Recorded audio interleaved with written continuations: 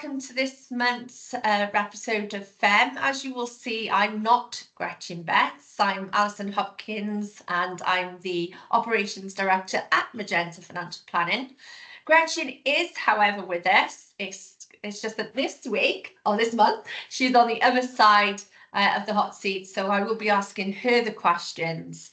And this month we are talking about digital presence and personal branding for women in finance. So hi and welcome, Gretchen, to FEM. Thank you. Yeah, I'm on the opposite side. I'm on the hot seat today. So thanks for quizzing me, I guess. Okay, we might not thank me towards the end, but let's get through it and get stuck in. So as the owner of a financial firm, how would you describe your branding in 3 words? Yeah, so I think like my personal branding, which is slightly different, but I'm going to use the words empowering, authentic, and knowledgeable. Okay, but what about your business branding? Yeah, so business branding is slightly different. Although I think what happens is, let's face it, Magenta and I are 2 of the same. Yeah. But we have several different sort of values that we've got with Magenta, but 3 of those I would say are really like the brand, and that would be confidence, clarity, and creativity. Okay, brilliant. Okay. And what role has your online presence played in building trust and credibility, I guess, in your business? Yeah, so I think like online presence, which I would also say is like so broad now, like, you know, far beyond LinkedIn and Instagram and Facebook, like online presence is massive. But I guess why I think it's so important from all aspects is you've probably heard of the rule of 7, which tells us that, you know, any potential client that's gonna want to convert, at least they need to encounter a brand's marketing message at least 7 times before they will make a purchase decision. We used to say like 3 times, but you know, this rule of 7 is telling us it's 7 times. So I think that you have to be there consistently. And I think it's very hard when we think about brand.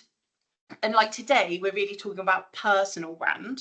Yeah. Rather than corporate brand, because I think corporate brand is quite hard for everyone to embody. But because depending on where you are in the business, depends whether you are, you know, with Magenta, it's like maybe one and the same of my personal brand or an extension of, I might be an extension of Magenta. But if you're not at that level, then you can't expect a personal brand to be a business brand. So you do need to think about how you're going to show up consistently as yourself and what your personal brand will be, but that it complements and links in with wherever it is that you're working. Because also, depending on what freedom you've got in your role and in your business, you know, I have all freedom to write what I like on LinkedIn when other people are restricted, you know, they might have to get everything checked by compliance, you know, so it's not as simple, and then it becomes not authentic.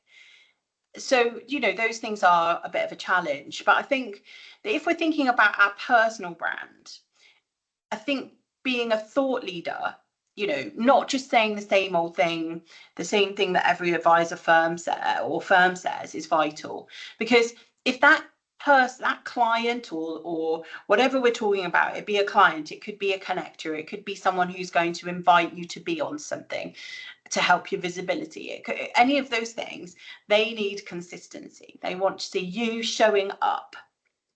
And I guess I had this conversation with someone the other day about whether, you know, because in the profession we often talk about niches and why having a niche is important. But you know, many people think that's a good thing. Many people think you shouldn't have a niche, you should be broader, you should service, you know, be able to service for everybody. But I think a niche doesn't have to be like that's the only thing you do, but it does help you focus on what makes you different and helps you stand out in like the really crowded online space, and it kind of helps you be consistent because your message is always the same. Yeah, because you're standing out, aren't you, against the crowd of lots and lots of people all doing the same thing. Yeah, and also it makes it easier, you know, you're not sort of going, oh, well, let me write this post.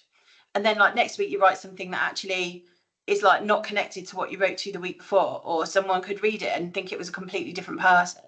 You know, I think that all of these things kind of tie in. So all the messaging, all the training that we get, focus back on how many times is someone going to need to see me before they contact me, and what are the things that they see? Are they consistent? Are they me being different from other people? Am I standing out in the crowd, etc.? So I think, you know, the role that is played for building trust and credibility for me and it has been immense. Yeah. And I guess I didn't think about that as in your personal and your brand for your company, for you, certainly as a business owner, they do have to be so aligned, don't they? Yeah, they do. But I also think that people buy, you know, people buy from people.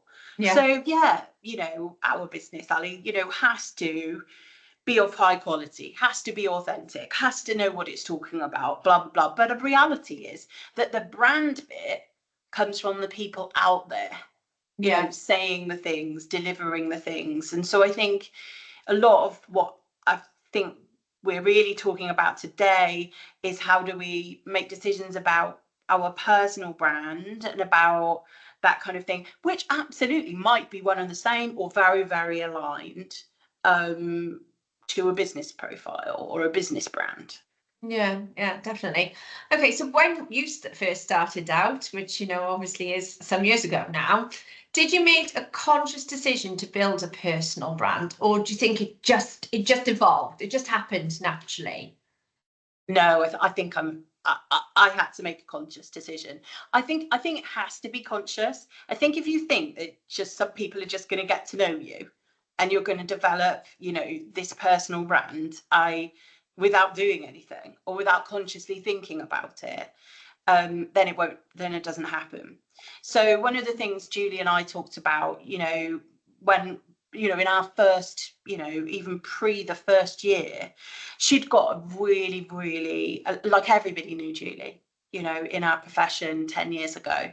She had been a leader, a thought leader, you know, one of the highest sort of qualified financial planners, been involved in everything, been, you know, the president of the IFP for 5 years and things like that. So I think that what we talked about was like no one knew me.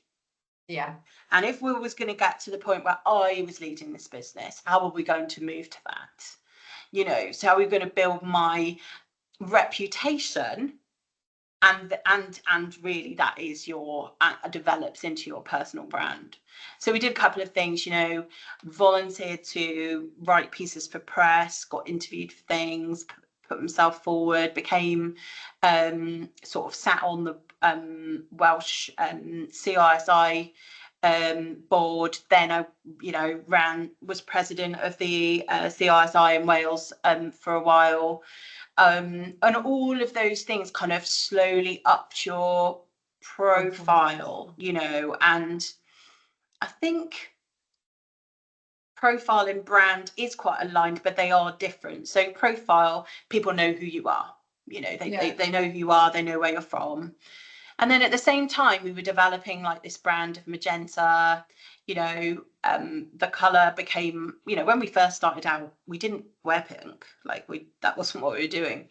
And then, but over the years, we've like, you know, made a conscious decision to build that brand and almost harness the power that color has versus, you know, a lot of other muted colors in the financial profession.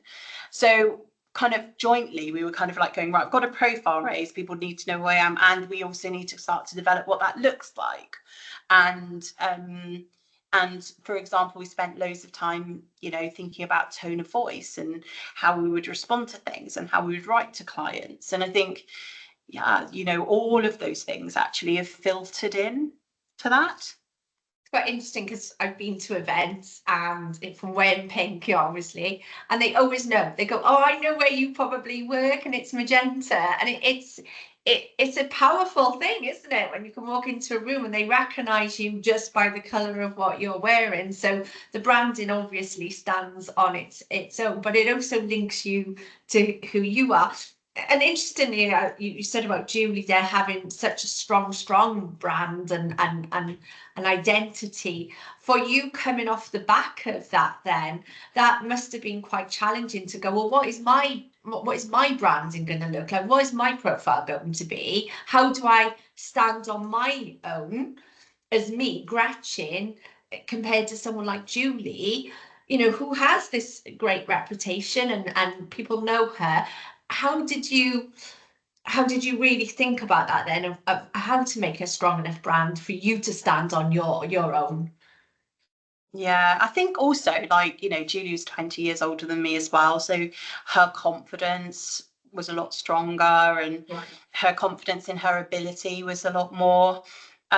So I don't think that was easy. I think it was just sort of, right, what can I do within my power to carve out my own kind of way. And so interestingly, when Magenta launched, Next Gen Planners launched at the same time, and I was been a member of Next Gen since then, since the start. And so actually that became my space, that became where I was well known. And then also obviously with the CISI and the work that I did with them, and then I did work for the PFS as well.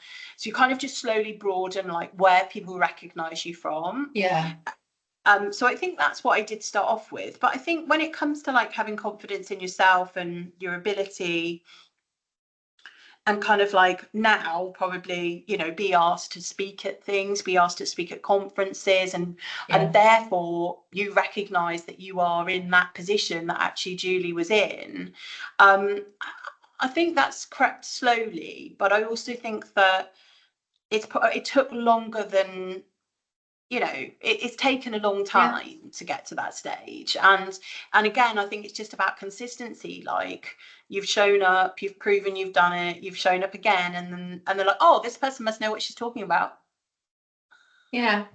I obviously turn down for that. I've just said there's so many social media platforms now, from the business to the personal. Obviously, there's LinkedIn, Facebook, Instagram, TikTok.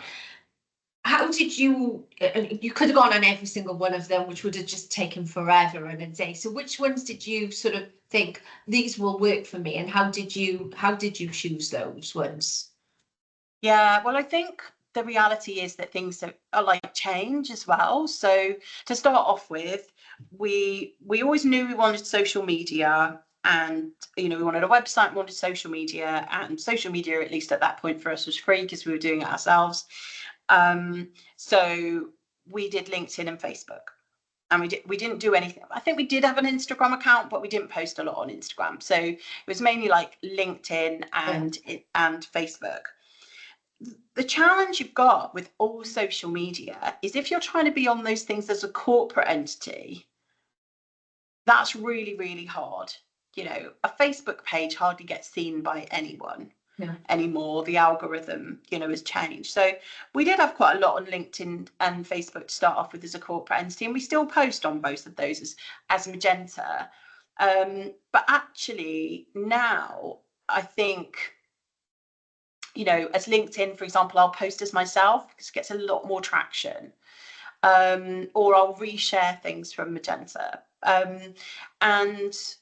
And I do think that Facebook has changed. Like, I don't know enough about it. I'm not like a marketing guru, but the algorithm changed so much. If you think about your feed on Facebook now, it's like mainly adverts, suggested content for you. So unless you like, you've indicated that you like financial advice, they're not going to give you the suggested content. It's, if anyone's like me, it's all about like hold them in pants, cats, and like rugs at the moment because I'm looking for the house, You click on one and you get loads, don't you? Yeah, exactly. So, they're not going to go, oh, look at this really sensible Magenta financial planning website. So I don't know anyone successfully using that, unless you're building like a kind of community, a private group where there's lots of posting, and some people are really very successful with that. But Instagram, we're doing more of that now, especially in connection with the new project She Finance, and we've got a little bit on TikTok. But The problem is that I don't really understand TikTok, so that's a big It's a new one, challenge, isn't it? Yeah. you know. And then I was also going to say that I think actually now, if we think about digital, if we're talking about digital, there are just so many others that we don't think about it being, because they're social media platforms. Yeah. But actually, you know, there is Apple Podcasts, Spotify, YouTube, Amazon. You know, the reality is, like, in the future, I think that you'll kind of need your name everywhere. And it will probably come to it a bit later on, but things around podcasts, things about YouTube, I think are the things that actually, if anything, are kind of upping the ante with Yeah. like profile raising, you know. So obviously with all of these platforms, how did you know, you've only got so much time yourself, and we've discussed as well as a business owner, you got told once that, you know, a lot of your time is going to be spent marketing yourself, marketing the business, and you have to learn to do that. But of all the platforms, if you had to say there was one platform that you really felt raised your profile, which would you say was the one for somebody to invest their time in? Just one. Just one. You only get to choose one. I think it depends. So I can't really answer it in one, so I have to be bigger than that. But if you're thinking about profile raising in the profession, right? Like, as in, can I get on stage you know, can I get better known in the profession? Yeah. Etc. Then I think trying to get on someone's podcast is probably the best thing, you know. Mm-hmm. So trying to get on, you know, I've been on a couple of them. I've been on Abraham's podcast, I've been on Lewis's, the FP Club, and before that various others, and all of those will get you extra profile raising, obviously. But I think if the question is around grow visibility, well, it's more about visibility as a business leader. Business leaders, as I say, in two ways: in the profession, you know, a known business leader, or like externally as a business leader. Now that is a tricky question for me. I don't know that anything until very recently on social media would have indicated that I was a high profile business leader to people outside of financial planning. So let's remember, like, where was that, right? Yeah. So let's think about what external things can raise your profile as a business leader of Magenta. So let's say, would my clients think I'm a business leader? Well, they know that I am the business leader, but actually, if we think about the work that I've been doing for the last 2 years about that, I do like a monthly video that goes out to clients, and I think that monthly video has absolutely enhanced their feeling about my leadership of Magenta. Yeah, I would agree with that. Yeah. You know, since Julie left, you know, how was I going to step into, you know, fully into her shoes? I think by visibly turning up every month on their email in a video form has helped that. Now, from a marketing perspective of like future clients, I don't think there's one way that you do that. I think that's all these 7 touch points that they've got to feel. And that's whether they see you wherever, or see you in the press, or see you walking down the street wearing Magenta, or whatever it is. Sorry, that's a long-winded answer to one question. So you touched on then, obviously everything changes with social media. Facebook used to be the go-to site, now it's Instagram, now it's TikTok, you know, things change. So it's interesting that you said that a lot of it is now podcasts, and you feel like it's going really that way. Do you think that if you were starting off, you know, new, or you were speaking to somebody that's starting off, do you think you should be, that's why you'd be saying to them, really sort of get yourself out there on podcast, or even set up your own podcast? Yeah, I mean, I do think that the podcast, I mean, I've done 2 podcasts now. I did, you know, the one that I did in lockdown, which was more around, you know, thinking about inclusivity in financial services, and then the Women Talking Money podcast. Now, I think that if you've got the energy and the drive to set up a podcast and you've got a decent idea, then, you know, and a little bit of investment, because you can't do it for free, then yes, absolutely, I think it's really great. If I was thinking about Magenta now, like starting like afresh now, I would probably say generate everything for YouTube, right? Okay. Generate everything as if it's going onto YouTube, do everything on video, and know that from video you can transcribe and get loads of content out. Your video can become, you know, with the help of AI and everything, your video can now become the blog that you also send out if you want words. It can be cut and snipped XYZ, and also that YouTube can be used for Instagram and all social media. When if you start the other way around, so you kind of go, let's create something for social media and then put it on YouTube, you know, it doesn't really. Well, I just think it would probably be the easier way to do it and build up, you know, so many, not of my generation necessarily, but the generations coming through you're like watching YouTube, right? YouTube's going to be AI YouTube. That's what they're going to watch along with TikTok. And you can. So I think if I was going to do it now, I might do it like that. Okay, so you know, with social media, obviously podcasts is a bit easier to get your message over, I think. You know, I'm talking about reflecting your personal values and the company's.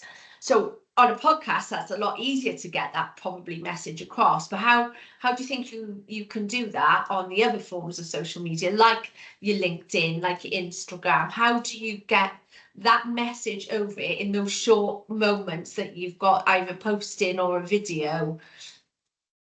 Do you mean about like value? What do you mean? Your like, values, your values, the mission of the Yeah. company. So how do you get that message over? Because in a podcast, you've got what, an hour, 30 minutes to get that across, but in a LinkedIn post or an Instagram sort of post, how do you get that message across? Yeah, I think we've all got to be a little bit careful now as well, because you know, we can use ChatGPT to do these things so much quicker for us. So I think I am using those tools. I mean, they also help massively, right? You know, kind of you can build your own GPT to talk like you. So if you don't know how to do that, guys, make sure you get someone to show you. Because if you just use the generic ChatGPT, it's just going to make you sound like everyone else. But if you've given it some prompts about yourself, you can try and think about that. But that's a bit of an aside. I think it's quite easy for me because my company mission and my values are so aligned now that if I speak, you know, on my vlog, for example, I'm kind of speaking as Magenta, so it's a little bit easier. And I think also if I'm writing something on LinkedIn, you know, I'm constantly thinking, does this align with where we're going? Yeah. But you're right, you know, if it's a shorter form content, then I still think you've got to think of probably a few things like, is this true to my authentic self? But also, does it align? You know, is it going to rock the boat? You know, if you work somewhere, is it really going to rock the boat for them, or is it aligned with the general mission of your company? You know, or have you even spoken to, I want to put this out here. It's not quite here, but what do you think? You know, check it over. But I do think that, like, think authentic self. I'm not like everybody else. How can I show my personality? And those things take effort because, you know, it's easy to blend in, right? And it's easy to be like everyone else and not push yourself. So Yeah. I think, yeah, that's what I'm always thinking. Like, I think LinkedIn has become more like old Facebook now, which is weird. And some people don't like that. Like, some people really don't like that, when other people will embrace that. But I think, you know, the more traction I get is when I put something of myself into it.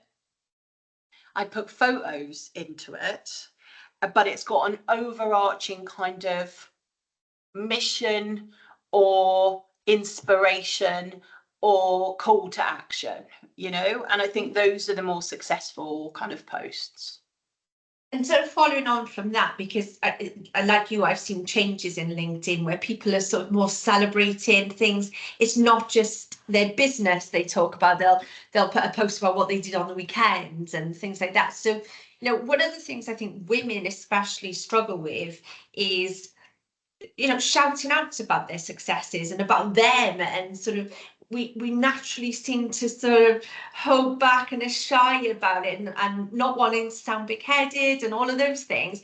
How do you think you've managed to overcome that? Or should we overcome that? I guess that's another question.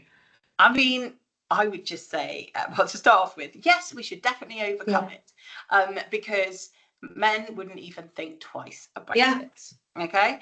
But anyone who really knows me, I guess I don't suffer massively from like imposter syndrome or anything, but I think it does kick in. When I see it kick in is when I'm either talking about or trying to share something that I've done or an achievement, because my go-to is that, oh well, it could have been better, or oh yeah, it was really good, but there's always a but, you know, that I know that instead of just going, yeah, I was so pleased with it, end of, I always say, but I didn't manage to say that, or I didn't manage to do this, or I forgot to say about that, you know. And I think that it's only when we do work on ourselves, like a lot of the sessions that we talk about on this you know, these fem recordings, and really listening to other people, that those things you start to recognize in yourself.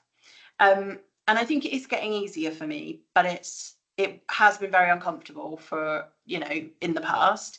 I think it helps if you're in the great position like I am, to have other people kind of around you writing content for you or doing your social media, who are slightly removed.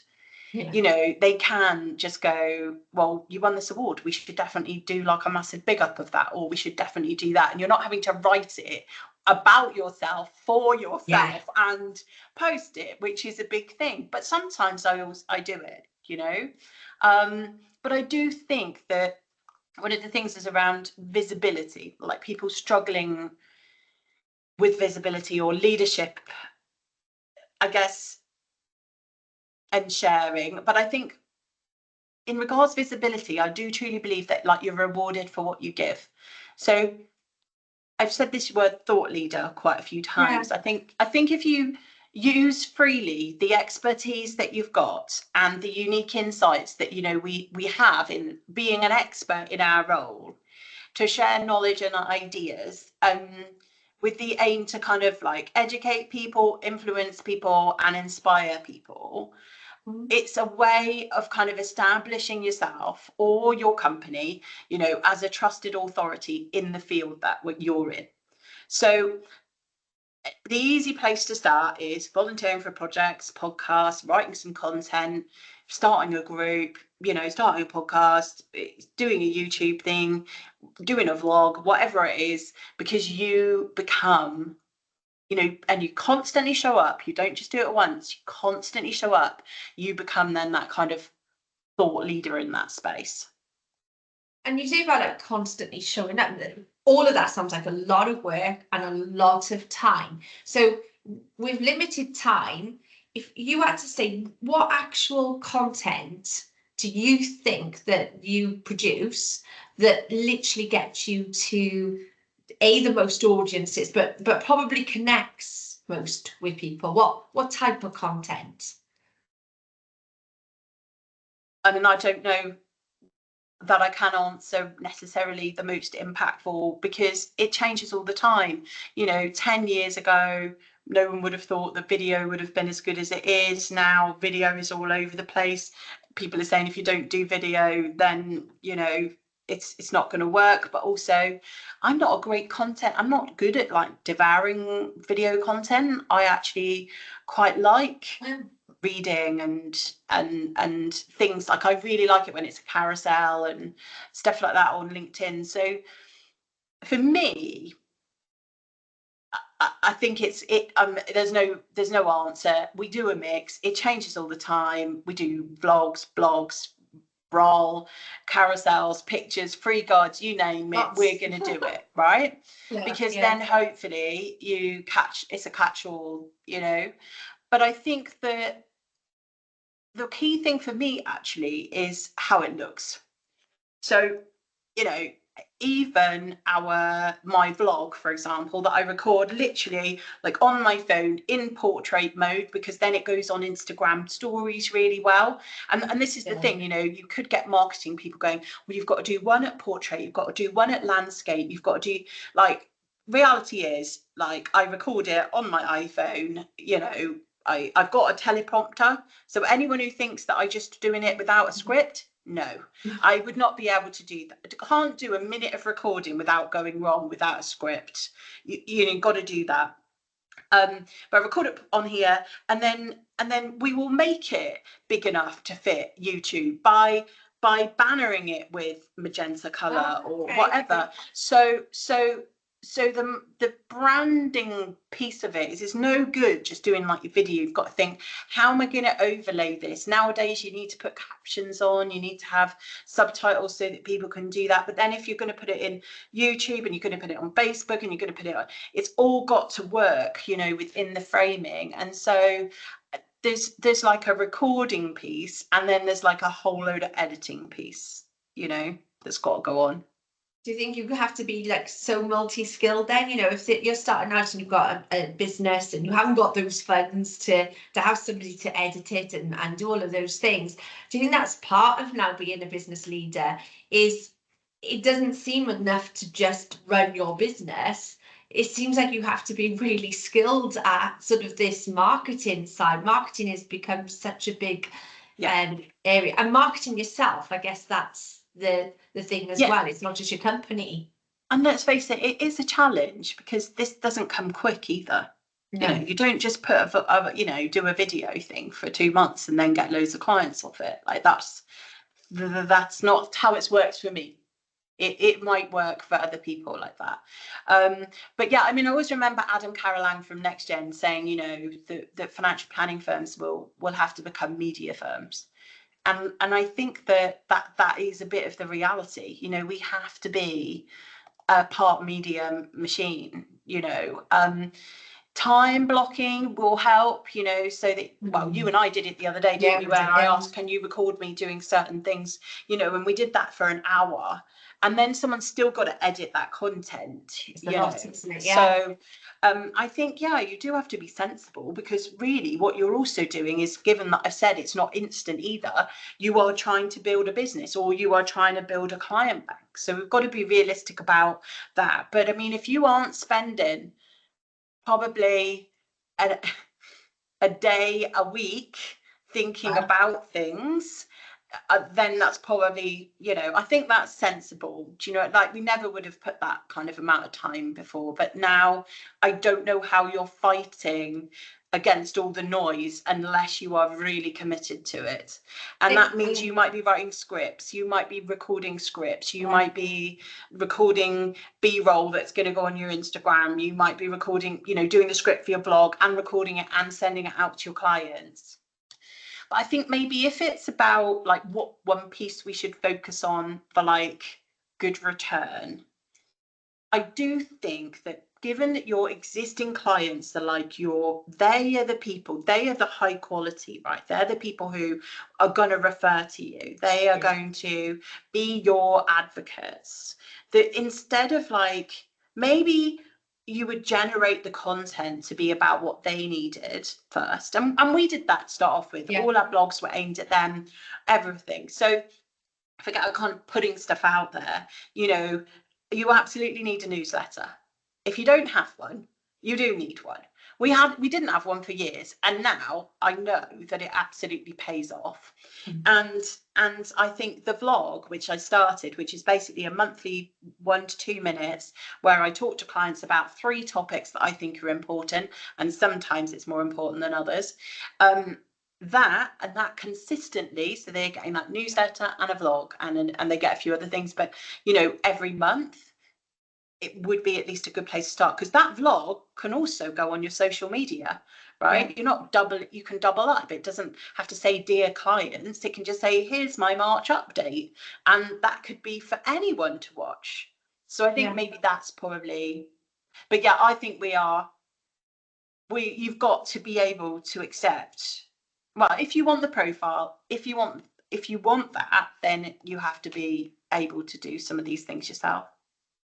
Yeah, and I guess, I know how much time it takes for you, even doing that. Can you take a couple of photos? It wasn't just 5 minutes, was it? It was the planning inside of that said, what's it got to look like? What positions are we going to do? What outfits are you going to do? There's so much time and effort goes into these sort of marketing things. So I guess on the back of that then, we all know that LinkedIn is the big one when it comes to businesses, but do you think there's anything else or any of the other platforms? So if somebody's going to say, right, I'm going to use sort of maybe like 2 platforms to really grow my business and really get that sort of out there, which platform other than LinkedIn, which seems to be the main one, do you think they should focus their time on? I think if I think about what's given me the best kind of returns, are probably, like, as I said, being on podcasts. So not Yeah. necessarily hosting it, like being on it gets quite a lot of Traction. DOS and Yeah. traction. Also, maybe actually like a physical platform, actually a physical event, where you are on a panel, or instead of just talking, because that's pretty scary, being on the stage on your own, being on a panel where it's a panel discussion. But the problem is that you've got to put yourself out there as a leader, as a, not a leader, but a specialist in something. Because if you are just a financial planner, or then, and you aren't clear about the niche, they don't know what you can talk about.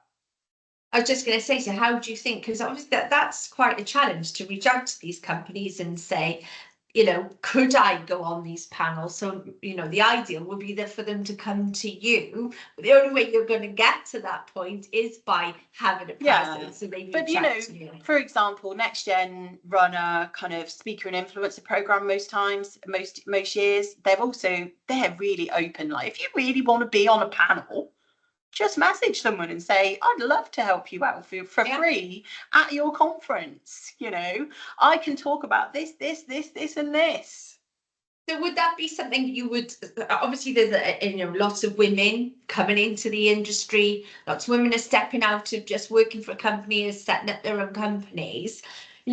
Do you think that's what they should do? Reach out to these people and go, you're running a podcast, I'd really like to be a guest on that podcast. Really put yourself out there. Yeah, maybe. I think that's the thing. So for example, if we think about really back at the start of Magenta, we used to have what's called a press pack.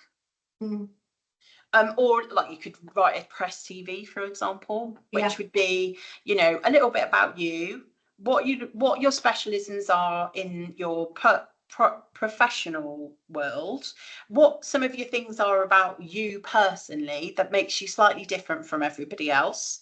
And I would just say, like, let's just think about making sure they do make you different from everybody else, rather than, I don't want to be rude, but anyway, there are some things which mean, like, if you like going to the gym, plenty of people like going to the gym.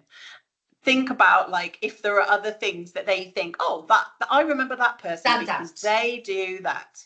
And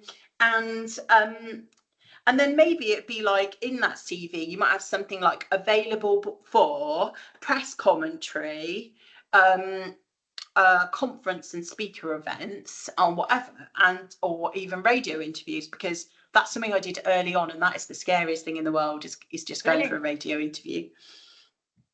Yeah, but you could radio interview, TV interview. So you could just have this media thing that you've created, and you could just send it to everybody. Like, send it wherever. Send it to your local radio, send it to all the professional services, so Professional Advisor, Citywire, send it to them, send it to the finance editors. And also, I mean, it's kind of a, like, how far can you spread yourself? Surely, like, if you're going to send them out, one of them's going to stick, and then they're going to come back to you. And then I guess once you've done one, then someone else is going to reach out to you. Exactly. And they're like, oh, she was on the stage at blah, blah, blah, you know, like she was really good. Or they all talk to one another. So a lot of these conferences, they have panels where they get people together and they say, we want to focus on this. And then they'll ask the panel, do you know anyone who might be good to fill this spot? Because I'd sometimes do that now, and I'll say, yes, this person from here, I've seen them there. They were really, really good. Or I've heard really great things about these people. So, and I find as well, podcast, isn't it? Once you've been on a podcast, then somebody else wants to ask you to go on their podcast. Yeah, but also if there's like a really great podcast, like, you know, think about, like, to get started, I would go like, who do I like who's doing a podcast, right? And how could I get involved in that, or what could I volunteer to do for that? And you just ask them, what's the worst they can say? No. Well, we know that from your podcast, you know, when we started off, it was a bit more difficult getting guests, but the second, third episodes of them, it was a lot easier because people would come in to you to ask, could they be a guest on it? Yeah. So wrapping it up now, what one piece of advice would you give to a woman just starting off into the industry? They're going, right, I really need to get my branding, my personal branding out there. What one piece of advice would you sort of give them to go, that's the, if you're going to focus on anything, focus on that? I think, so for me, it would be like, do you know what your personal brand actually is? So, you know, and how it links to the corporate brand that you're trying to represent. Have you thought about it? You know, you asked me for 3 words. My personal ones are different from Magenta's. Yeah. You know, and I think it is important that we know those, and we know maybe how we want to be known, right? So, you know, and we talked earlier about Julie. I didn't really want to be known as the new Julie, because I'm nothing like Julie. You know, I'm a completely different person to Julie. And for Julie, you know, for a lot of people, Julie was a bit Marmite, and some people loved her and some people hated her.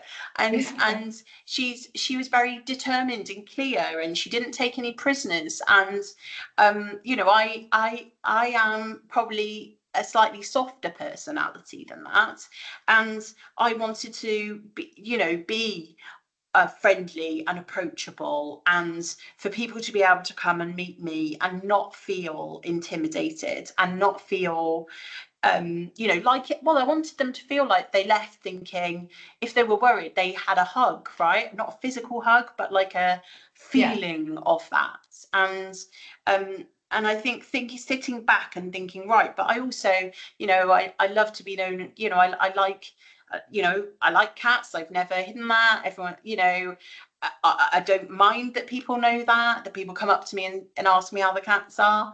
I wanted to be, you know, bright and creative in what we do. So I do think you've got to, what do I really want people to feel on when they meet me, but also when they see me online? And I think that probably is like, if we were peeling it back, let's forget about the actual where it's going or what it's doing. Have you sat and brainstormed just on a sheet of paper about what those things are? Because they are the things that then you need to go back to every time you write something or record something or do something. And I guess being authentic and staying to that, staying true to that, you know, if that is what you are, and that is what you want to portray, what you said about consistently showing that and be authentic. And I think one of the things that you definitely do very well, you are very authentic in what you go out and say. You really believe what you go and say. And I think that comes across, and that's got to be so important for branding. I think so, but I would say that it's taken me a lot of years to get to that, and what I mean, I would have probably said that 10 years ago I was being authentic. Yeah. But would I being really, really authentic, or was I being a palatable version of my authentic self for this financial planning world, you know? But do you think that's come with experience and safety because you've built up that? Yes, I that think it safety comes net. with, as you say, with confidence, with time in it, with realizing that it's not going to work if you're pretending to be someone that you're not, even if that's partly you. Because someone's going to it's going to get caught out at some point, because you're going to be like, didn't sit that well with me when that happened. And I think, yeah, it takes time and as you say, safety about where you're working, how much autonomy you have, all of those things knock into that. Okay, well, brilliant. Thank you so much. And I'm sure so many of our listeners are going to have got a lot from that. And I guess if they've got any questions, your LinkedIn profile is always there. So if somebody's got any questions they want to ask off the back of this, I'm sure you'll be open to answering any questions. Yeah, of course. Brilliant. Thanks very much then. Thank Speak to you. you soon. Bye.